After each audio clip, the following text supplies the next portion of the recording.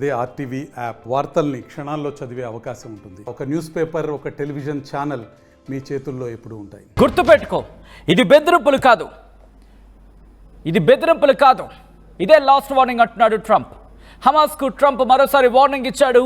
శనివారం మధ్యాహ్నానికి బంధినుడు విడుదల చేయాలంటూ చెప్పుకొచ్చాడు. మరోసారి ట్రంప్ స్పష్టం చేశాడు, గుర్తుపెట్టుకో, ఇది బెదిరింపు అనుకుంటే కాదు, ఇది హెచ్చరిక అంటున్నాడు ట్రంప్. బంధినుడు విడుదల చేయకపోతే తీవ్ర పరిణామాలు ఉంటాయంటున్నాడు ట్రంప్. నేను చాలా కఠినమైన నిర్ణయాలు తీసుకుంటా. శనివారం మధ్యాహ్నం తర్వాత ఏదైనా జరగచ్చు అంటున్నాడు ట్రంప్ వార్నింగ్. అవును, ట్రంప్ వార్నింగ్ చూస్తుంటే అటువంటి మాట వినిపిస్తోంది. లేకపోతే నరకం చూడాల్సి వస్తుందంటూ హమాస్కు హెచ్చరిస్తున్నాడు. అమెరికా కాలమానం ప్రకారం శనివారం మధ్యాహ్నం 12 గంటల వరకు టైం ఇచ్చాడు ట్రంప్. అంటే అమెరికా కాలమానం ప్రకారం 12 గంటలకు టచ్ అయిందా ముళ్ళు, ఆ తర్వాత నిమిషం ఏదైనా జరగచ్చు. ఇదే క్వశ్చన్ అడగడం జరిగింది ట్రంప్. ఏం జరుగుతుందంటూ మీరే వేచి చూడని అంటున్నాడు ట్రంప్. మరి ఇజ్రాయెల్ సంగతి ఏంటి? ఇజ్రాయెల్ సంగతి నాకు తెలియదు, నేను మాత్రం తగ్గేదే లేదంటున్నాడు ట్రంప్. ఇది నేనంటున్న మాట కాదు, స్వయంగా అమెరికా అధ్యక్షుడు ట్రంప్ అంటున్న మాట. లేకపోతే నరకం చూడాల్సి వస్తుందంటూ హమాస్కు హెచ్చరిస్తున్నాడు. మొత్తం బంధినుడు విడుదల చేయి, లేకపోతే నరకాన్ని ప్రత్యక్షంగా చూపిస్తా అంటున్నాడు.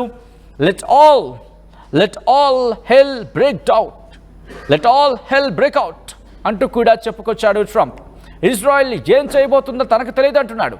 శనివారం నాటికి బంధినుడు విడుదల చేయాలంటూ గత వారమే ట్రంప్ డెడ్లైన్ విధించాడు. ఈ అంశానికి సంబంధించి కూడా హమాస్ రియాక్ట్ అయింది. హమాస్ ఒకటే చెబుతోంది, ఇది కేవలం బెదిరింపులుగానే చూస్తామంటోంది హమాస్. ఈ నేపథ్యంలో ఒకసారి ట్రంప్ ఏమన్నాడు చూద్దాం, ఆ తర్వాత ఇన్ డీటెయిల్గా మాట్లాడుకుందాం. I don't know what's going to happen tomorrow at 12 o'clock. It was up to me. I'd take a very hard stance. I can't tell you what Israel's going to do. But I watched the last people come out, and I looked at a before and an after picture. One guy was a big, strong, healthy guy. You could say he was a little bit overweight. He's not overweight anymore. He looks like he just came out of the Holocaust. It looks like a Holocaust picture. I've looked at him for a long time, and they've been treated very badly. The young lady came out last week, her hand was blown off. I mean, literally, her hand was trying to stop a bullet that was headed for her face. She put up her hand. She goes like this and wiped out her fingers and a lot of her hand. Now, I would take a different stance, but it depends. Look, it depends what Bibi's going to do. It depends what Israel's going to do. But and now I understand they've totally changed. Hamas has totally changed. They want to release hostages now again.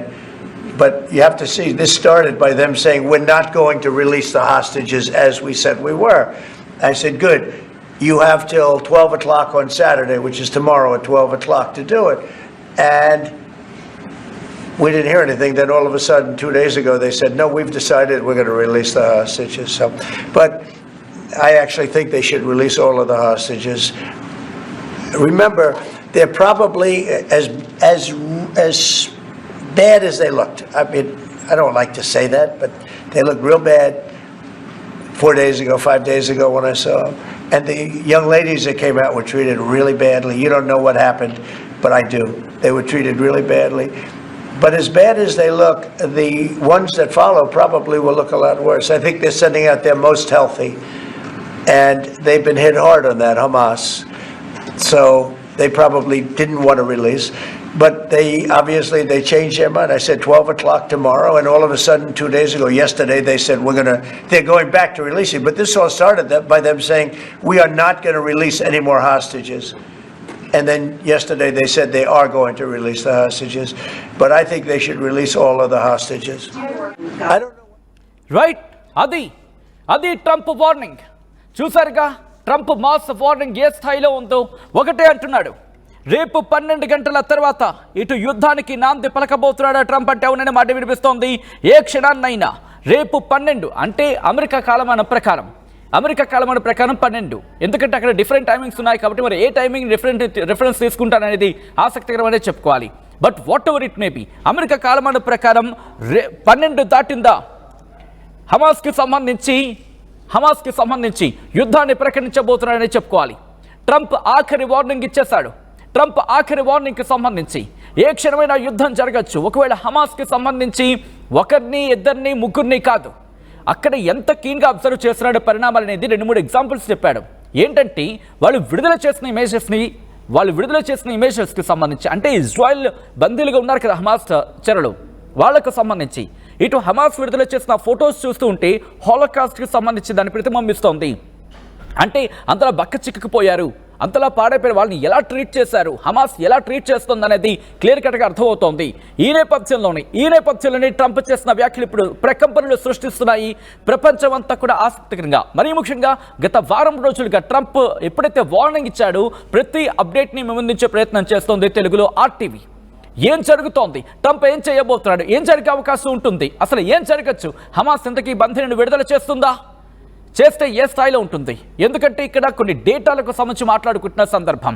ఎందుకంటే October 7, 2023న ఇటు Hamas Israel మీద దాడి చేసిన నేపథ్యంలో దాదాపుగా 300 మందిని సుమారుగా 300 మందిని తమ బందీలుగా తీసుకువెళ్ళిపోయింది. ఈ నేపథ్యంలో దాదాపుగా 35 మంది మరణించారంటూ ఇజ్రాయెల్ డిఫెన్స్ ఫోర్స్ అధికారిక లెక్కలు చెబుతున్నాయి, అధికారిక గణాంకాలు చెబుతున్నాయి.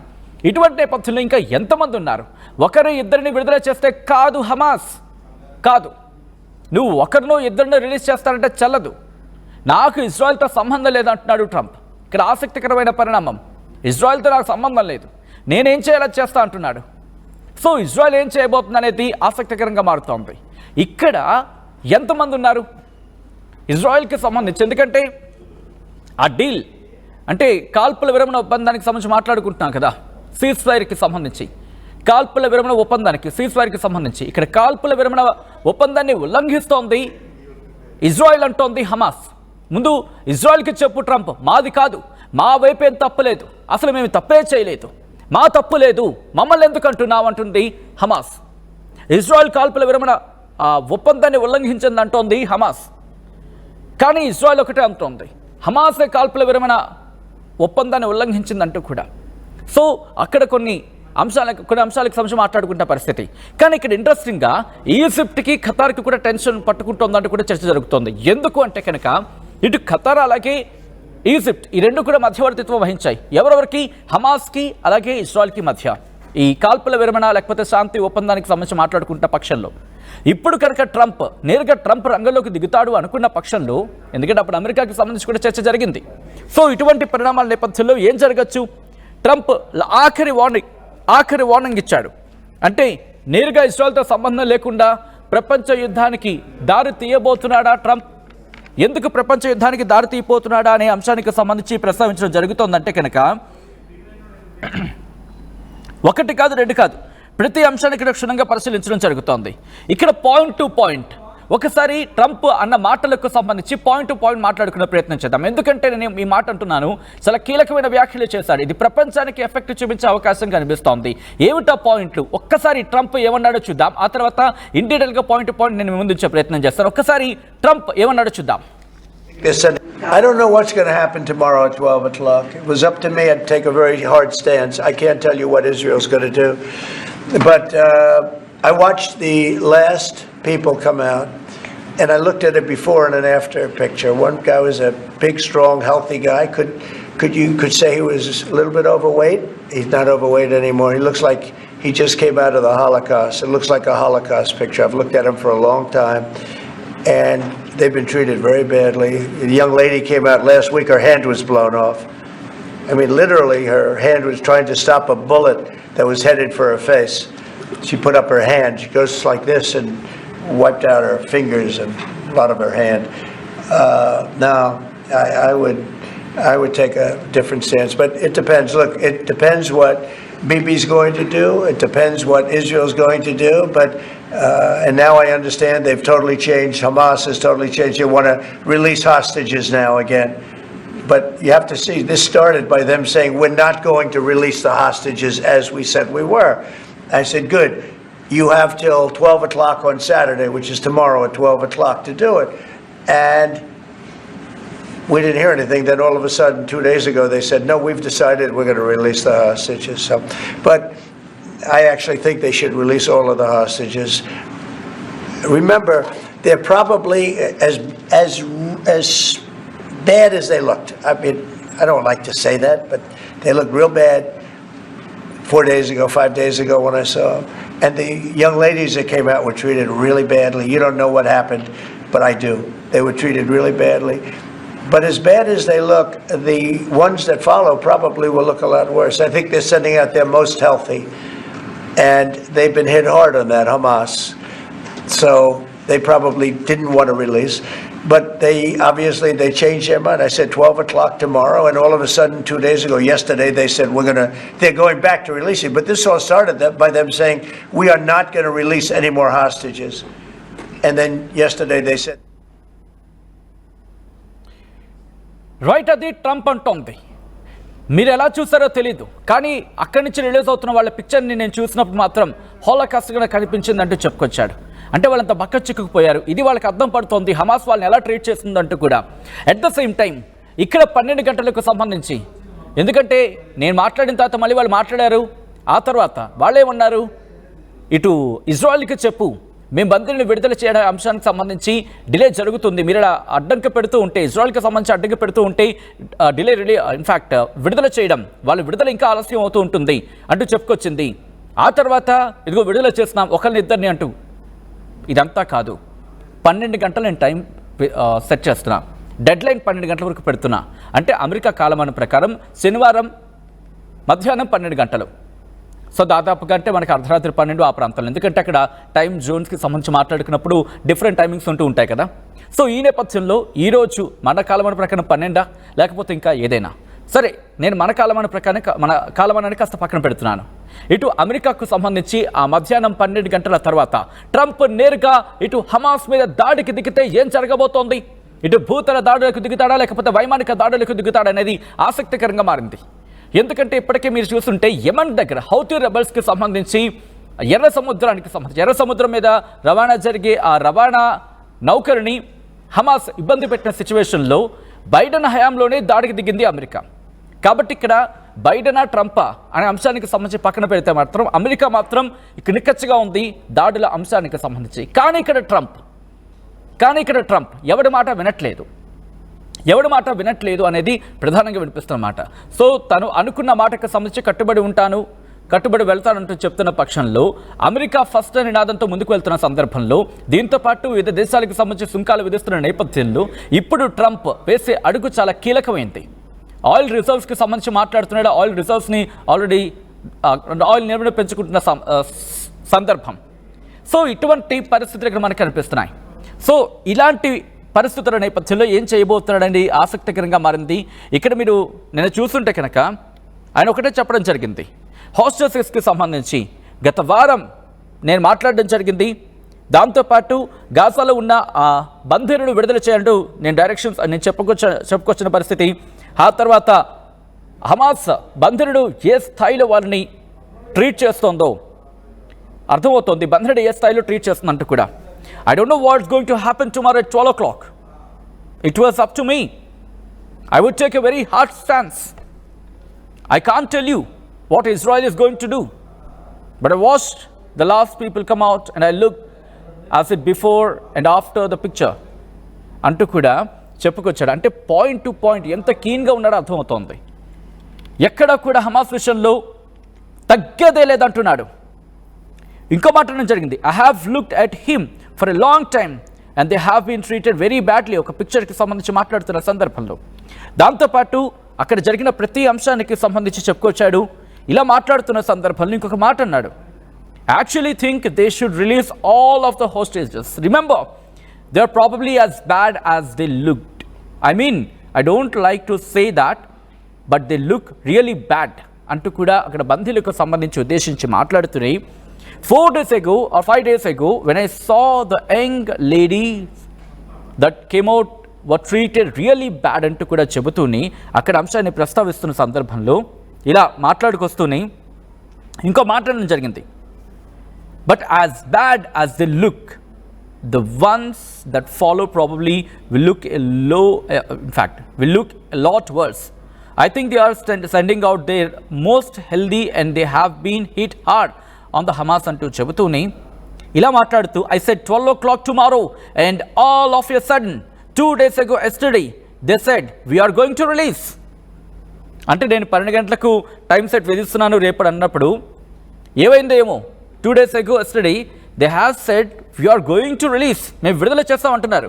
But this all started with them saying we are not going to release any more hostages, and then yesterday they said they were going to release the hostages. కొద్ది రోజుల క్రితం మేము బందీని విడుదల అన్నారు, కానీ నేను టైం లైన్ విధించిన తర్వాత వాళ్ళు విడుదల చేస్తామంటున్నారు ఇలా. But I think they should release all of the hostages అంటూ కూడా ట్రంప్ చెప్పడం ఆసక్తికరంగా మారింది. ఎందుకు ఈ మాట అన్నాడు అనేది ఇప్పుడు నేను చెప్తా. ఎందుకంటే కనుక వాళ్ళు ఇద్దరు ముగ్గురిని రిలీజ్ చేసిన సందర్భం లిస్ట్ని ఆ పేరుని రిలీజ్ చేశారు కొద్దిసేపటి క్రితం. హమాస్కి సంబంధించిన కీలకమైన నేతలు ఆ లిస్ట్ని రిలీజ్ చేసిన సందర్భం. సో ఈ నేపథ్యంలోని ఇద్దరు ముగ్గురిని కాదు, మొత్తం అక్కడ ఎంతమంది ఉన్నారో ఇజ్రాయేలీలకు సంబంధించి వాళ్ళు విడుదల చేయాలంటూ ఆ డేటాకి సంబంధించి కూడా విమర్శించే ప్రయత్నం చేశాను. ఎందుకంటే ఈ అంశానికి సంబంధించి టైమ్స్ ఆఫ్ ఇండియా ఒక కథనం వెల్లడించడం జరిగింది. టైమ్స్ ఆఫ్ ఇండియా కథనం ప్రకారం ఇది కొద్దిసేపటి క్రితం ఆ కథనానికి సంబంధించి ఇక్కడ ఏం చెప్పుకొచ్చిందంటే కనుక 73 మంది అక్టోబర్ 7న హమాస్ దాడులకు సంబంధించి ప్రస్తావిస్తున్నాయి. 251 మందిని హాస్టేజెస్గా ఉన్నారు అంటూ కూడా చెప్పుకొచ్చిన సందర్భం. ఇక్కడ Israel defence force according to the Israel defence force లెక్కల ప్రకారం 73 మంది హాస్టేజెస్ గాజాలో ఉన్నారు. దాంట్లో ఇంక్లూడింగ్ అట్లీస్ట్ 35 కన్ఫర్మ్ డెడ్ అంటూ కూడా చెప్పుకొచ్చిన సందర్భం. సో ఇటువంటి నేపథ్యంలో అంటే దాదాపుగా 251 మందికి సంబంధించి మాట్లాడుకుంటున్న సందర్భంలో ఇంకా ఎంతమంది ఉన్నారనేది ఇప్పుడు ఆసక్తికరంగా మారుతోంది. ట్రంప్ మాత్రం ఒకటే చెప్తున్నాడు, వదిలేదే లేదు, మీరు ఒక్కొక్కరిని కాదు అందరినీ విడిచిపెట్టేయండి, లేకపోతే ఇజ్రాయెల్ మాట నాకు తెలియదు, ఇజ్రాయెల్ సంగతి నాకు తెలియదు, నేను ఆ తర్వాత విషయం తర్వాత నా యాక్షన్ ఏముంటుందో కూడా నేను చెప్పను, మీరు చూస్తారంతే. సో ట్రంప్ చెబుతున్న మాటలు నిజంగా నిన్న మొన్న ఎవరు ఊహించలేదు, ఎవరు కూడా ఇన్ఫ్యాక్ట్ నమ్మడానికి కూడా ఆసక్తి చూపించలేనంత స్థాయికి ఉందంటే అర్థం చేసుకోవచ్చు. ఎందుకంటే ఎవరు ఊహిస్తారు ట్రంప్, ఎందుకంటే అక్కడ సుంకాలు అంటున్నాడు, దాంతోపాటు విదేశీ విద్యార్థిని పంపించేస్తున్నాడు, ఈ వ్యవహారంలో బిజీగా ఉన్నాడు, ఇప్పుడు హమాస్ని ఎక్కడ పట్టించుకుంటాడు అనే అంశానికి సంబంధించి చర్చ జరిగింది. కానీ ట్రంప్ అక్కడుంది, ట్రంప్ దేని పని దాంది అంటూ కూడా చెప్పుకొస్తున్న సందర్భం. ఈ కథనం కాస్త కలవరపరచొచ్చైతే మిమ్మల్ని కలవరపాటు గురి చేయడం ఆర్టీవీ ఉద్దేశం కాదు, కానీ ఇటువంటి కథనాలు చూసినప్పుడు కాస్త కలవరపాటు గురయ్యే అవకాశం ఉంటుంది. కాబట్టి దీనికి సంబంధించి తగిన జాగ్రత్తలు తీసుకోవాలని ఆర్టీవీ సూచించడం జరుగుతోంది. ట్రంప్ అమెరికా కాలమానం ప్రకారం 12 గంటలు దాటిందా, ఏం చేయబోతున్నాడు? హమాస్ నిజంగా బెదిరిందా? హమాస్ నిజంగా బెదిరింపులుగానే చూస్తోందా? ఎందుకంటే ట్రంప్ అన్న మాటని ఇక్కడ నేను కోట్ చేయడం జరుగుతోంది. ట్రంప్ ఏమంటున్నాడు, ముందు నేను విడుదల చేయమంది హమాస్, కానీ నేను టైం లైన్ విధించిన తర్వాత ముగ్గురిని విడుదల చేస్తానంటూ కూడా అక్కడ ముగ్గురు అనే పేరుని ప్రస్తావించకపోయినా నాకు ఒకరిద్దరు కాదు మొత్తం అందరినీ విడుదల చేయి అంటోంది ఇన్ఫ్యాక్ట్ ట్రంప్ అన్న మాట. ఈ నేపథ్యంలో ముగ్గురిని రిలీజ్ చేసిన అంశానికి సంబంధించి లిస్ట్ని రిలీజ్ చేస్తుంది హమాస్. సో ఈ నేపథ్యంలో ట్రంప్ ఏం చేయబోతున్నాడు, ఇటు హమాస్ ఏం చేయబోతోంది, హమాస్కి సంబంధించి ఏం చేయబోతున్నా అనేది ఆసక్తికరంగా మారింది. హమాస్ కనుక ఇటు అమెరికా కాలమాన ప్రకారం 12 లోపల కనుక అందరినీ రిలీజ్ చేస్తే ఇట్స్ నార్మల్ అనే మాట వినిపిస్తుంది. లేకపోతే ట్రంప్ ఏం చేయబోతున్నాడు అనేది ఆసక్తికరంగా మారింది. మీకేమనిపిస్తోంది? ఇటు మూడో ప్రపంచ యుద్ధానికి నిప్పు రాజేయబోతున్నాడా, అగ్గి రాజేయబోతున్నాడా ట్రంప్? ఎందుకంటే హమాస్కి సంబంధించి నేరుగా అమెరికా రంగంలోకి దిగితే కనుక ఇటు ఇరాన్ రంగంలోకి దిగుతుందా, ఇటు పశ్చిమ దేశాలకు సంబంధించి ఎటువంటి రియాక్షన్స్ రాబోతున్నాయి, మరి ముఖ్యంగా మధ్యప్రాచ్యంలో ఎటువంటి పరిణామాలు ఉండబోతున్నాయి, గాజా కేంద్రంగా ఇటు జియో పాలిటిక్స్ మరింత వేడెక్కబోతున్నాయా? ఒకవేళ జియో పాలిటిక్స్ వేడెక్కితే కనుక, జియో పాలిటిక్స్లో అగ్గి రాజుకుంటే కనుక ఆ నిప్పు కణికలు ఎక్కడి వరకు ఎగిరిపడే అవకాశం ఉంది? యుద్ధానికి దారి తీయచ్చా? బహుశా ఇది ఎక్స్ట్రీమ్ అనుకోవచ్చు, కానీ ఎందుకంటే ఇది డిజిటల్ ఎరా, ఏమైనా జరగచ్చు, గతంలో చూసాం. సో ఈ నేపథ్యంలో ట్రంప్ ఇచ్చిన మాస్ వార్నింగ్ ఇంకోసారి చూసే ప్రయత్నం చేద్దాం. ట్రంప్ ఏమన్నాడు, ఎటువంటి మాస్ వార్నింగ్ ఇస్తున్నాడు హమాస్కి? ఇది లాస్ట్ వార్నింగ్ అంటున్నాడు ట్రంప్. నిజంగా లాస్ట్ వార్నింగ్కి పరిమితం అవుతుందా? హమాస్ ఎలా దీన్ని హమాస్ ఎలా తీసుకుంటుందో ఆసక్తికరంగా మారింది. ఒకసారి ట్రంప్ ఇస్తున్న లాస్ట్ వార్నింగ్ ఏంటో చూద్దాం. I don't know what's going to happen tomorrow at 12 o'clock. It was up to me. I'd take a very hard stance. I can't tell you what Israel's going to do. But I watched the last people come out, and I looked at a before and an after picture. One guy was a big, strong, healthy guy. Could say he was a little bit overweight. He's not overweight anymore. He looks like he just came out of the Holocaust. It looks like a Holocaust picture. I've looked at him for a long time, and they've been treated very badly. A young lady came out last week. Her hand was blown off. I mean, literally, her hand was trying to stop a bullet that was headed for her face. She put up her hand. She goes like this and wiped out her fingers and a lot of her hand. Now, I would take a different stance, but it depends. Look, it depends what Bibi's going to do. It depends what Israel's going to do. But and now I understand they've totally changed. Hamas has totally changed. They want to release hostages now again. But you have to see, this started by them saying, we're not going to release the hostages as we said we were. I said, good.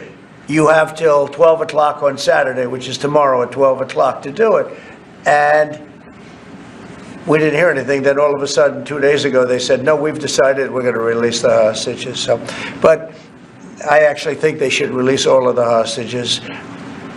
Remember, they're probably as bad as they looked. I mean, I don't like to say that, but they looked real bad 4 days ago, 5 days ago when I saw them. And the young ladies that came out were treated really badly. You don't know what happened, but I do. They were treated really badly.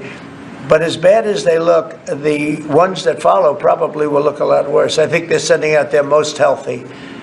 And they've been hit hard on that, Hamas. So they probably didn't want to release. But they changed their mind. I said 12 o'clock tomorrow, and all of a sudden, 2 days ago, yesterday, they said they're going back to releasing. But this all started by them saying, we are not going to release any more hostages. And then yesterday they said they are going to release the hostages. But I think they should release all of the hostages. మరిన్ని videos కోసం channel ని subscribe చేయండి, latest updates కోసం WhatsApp channel ని follow చేయండి and link description లో ఉంది.